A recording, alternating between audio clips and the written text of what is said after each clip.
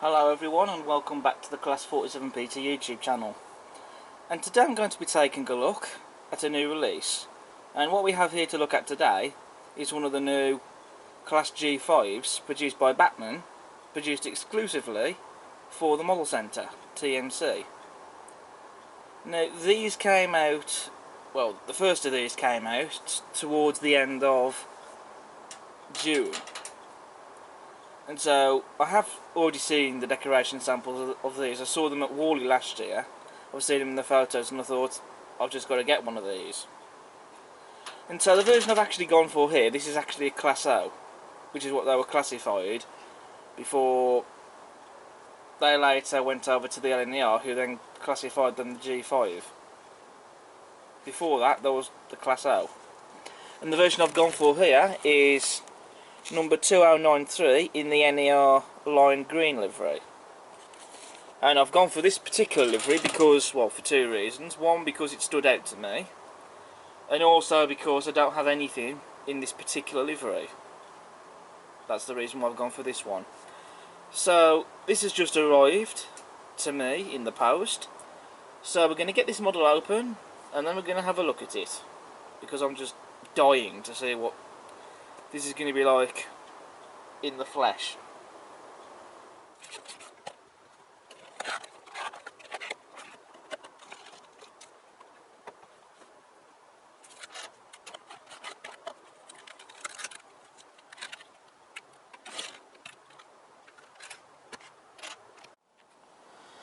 So here we have the O Class / G5 out of the box and down on the layout.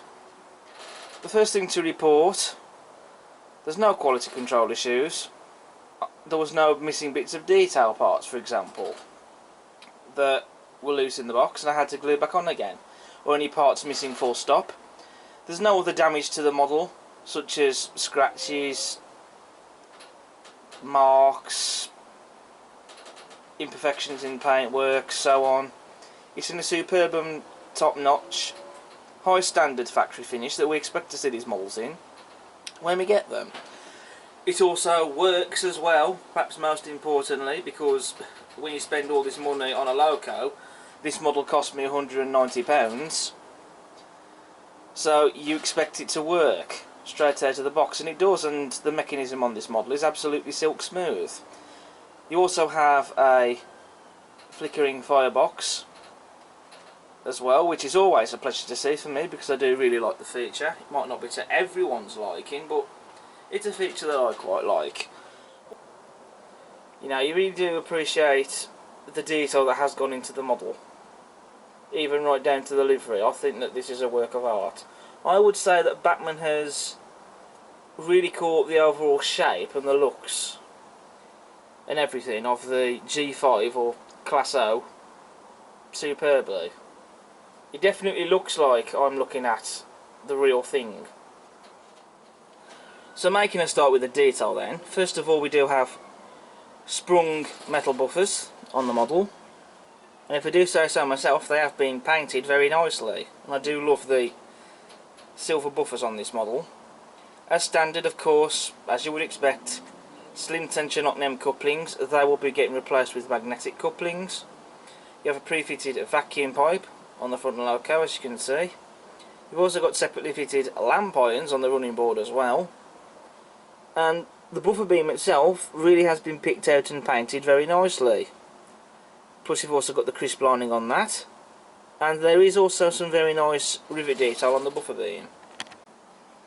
You've also got the loco's running number 2093 crisply printed there on the buffer beam, and they've got the style and numerals correct, as well as the Class O, again crisply printed on the buffer beam as well, just underneath that. The face of the model is spot on. You've got a separately fitted metal handrail there, just on top of the smokebox door. Separately fitted lamp iron above the smokebox door itself as well, on the smokebox. And you've also got separately fitted smokebox door darts, and it just looks fantastic. As you can see on the model, we have a separately fitted metal handrail. You've also got the Westinghouse pump just here. And that's very nicely detailed. I mean, just look at all the pipe work you get on that. None of that is moulded detail, I should add. That's all separately fitted, and some of it has even been painted. You've also got a separately fitted handrail there, just on front of the water tank. On the chassis of the loco, you can see we have the sanding gear. You've also got the guard irons and the brake rigging as well. Plus you've also got the footsteps as well. There is some visible daylight underneath the boiler, and inside the frames you can see there is some inside motion detail there, which of course is static. Doesn't work on the model, but you know, there is something to look at there at least. Just on top of the water tanks there, you've got the water filler cap. Doesn't open, but it's there, and you've also got the fire iron holders there too. You also have the whistles and the safety valve bonnet. None of that detail, the whistles especially, are not made out of turned brass, but the way they are painted, it looks convincing enough, so you could perhaps think that they are made of brass. And they are nicely painted. I mean, I can see that there is a little mark on the whistle there, but I'm sure I can sort that out. The cab windows have glazing in them as well. Moving to the cab sides, and you can see in the doorway there you have the handrails, and they are separately fitted. Again, nice bit of detail. Also, just take a look at the inside of the back head there, inside the cab. The gauges, the dials, regulator, all the piping and so on, it's all been painted and it looks magnificent. Always a joy to see the detail inside the cab interiors painted. You also have the brake gear underneath the running plate on the model, and the attention to detail on that is superb. The cab roof isn't the most exciting to look at, but it's true to the prototype. But you do have a cab roof vent there that doesn't open, and the rain strips. Moving to the rear of the loco, you have again a pre-fitted brake pipe like you did on the front. Sprung metal buffers unpainted, again like on the front of the loco. You also have separately fitted lamp irons again. You've also got a separately fitted handrail at the back as well, just on the bunker, as you can see. And glazing in the rear cab windows as well. You do get a coal load in the bunker. I did try to see if it was removable, but it didn't seem to want to come out, and to be honest, I was a little scared to try and attempt any further to remove it, because I was scared in case of damage to the model. But I'm going to leave it in there as it is. But regardless, you can still scatter your own coal load on top of it, though it would have to be very finely crushed stuff, but it can still be done. Turning my attention to the livery application now, which the livery on this model is absolutely gorgeous. Beautiful shade of green, and I would say they've got the shade of green spot on. It's very nice and evenly applied. As I mentioned earlier, no imperfections with the paintwork. It's all very evenly applied as we'd want it to be, so that's that.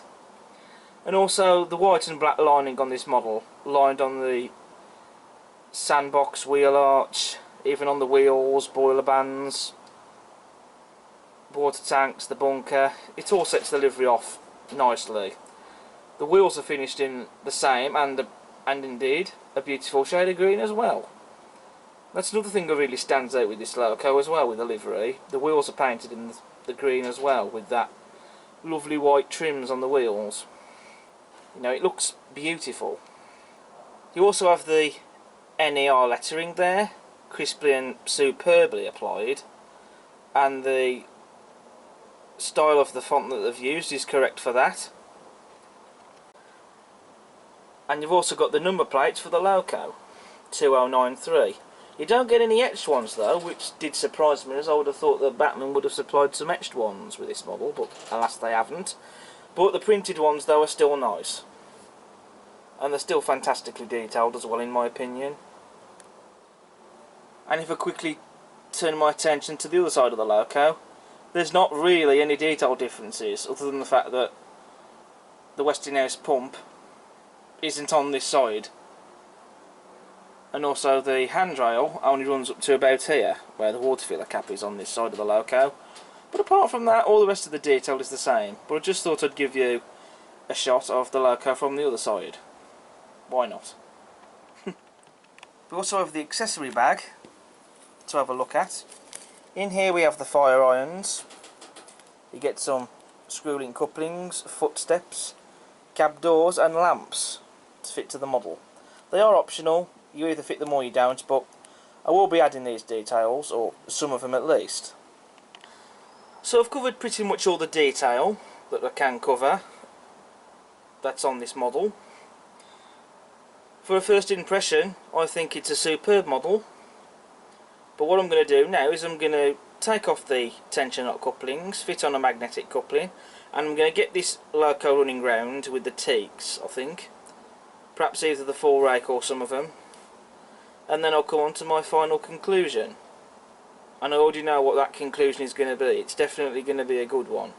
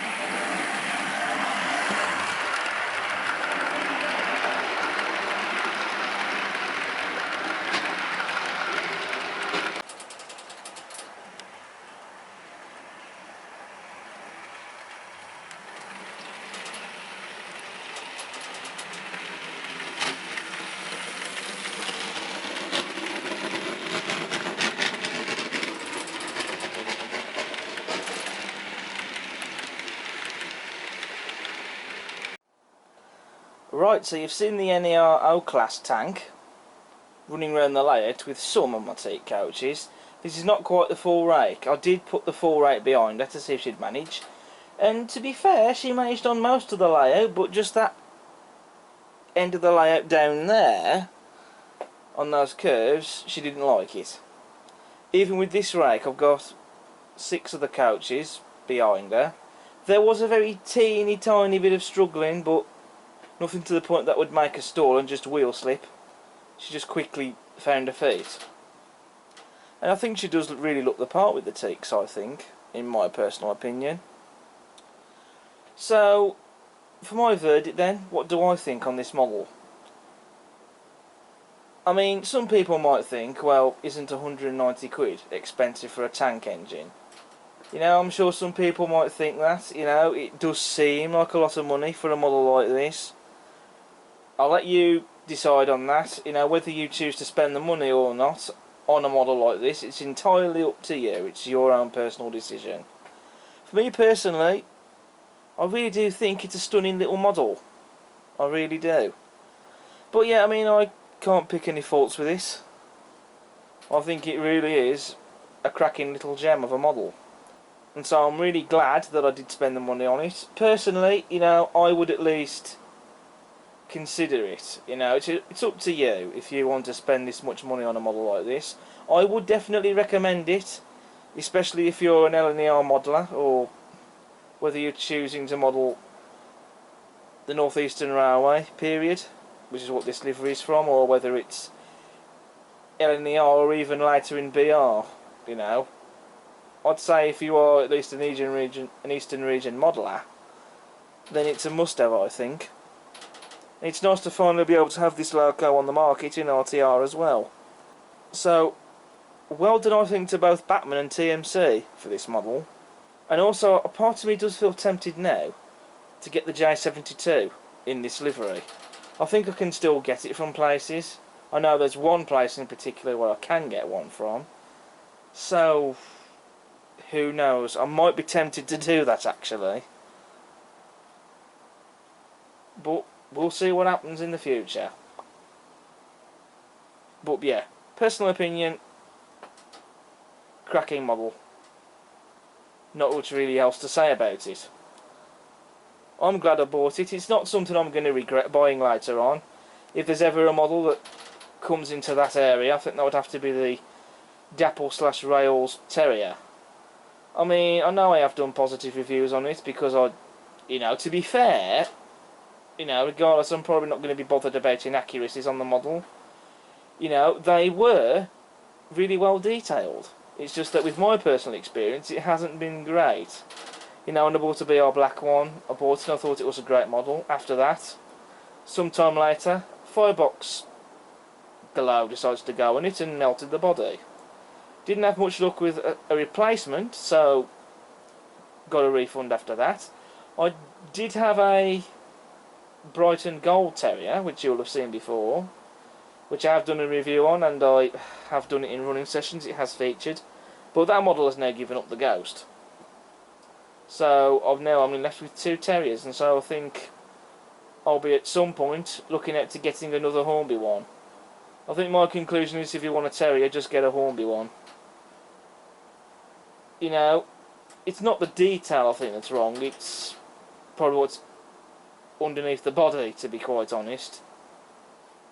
I think I might even probably delete my reviews actually, as well. So perhaps slightly embarrassing there, but oh well, one of them things.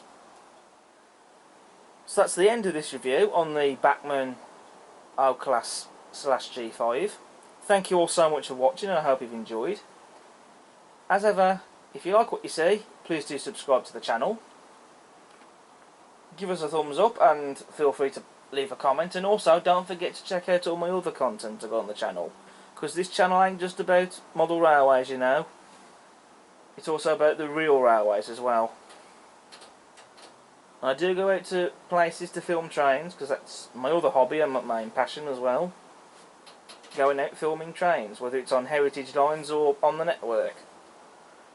But anyway, thank you all so much for watching, and I'll see you again next time. But until then, take care. Bye for now.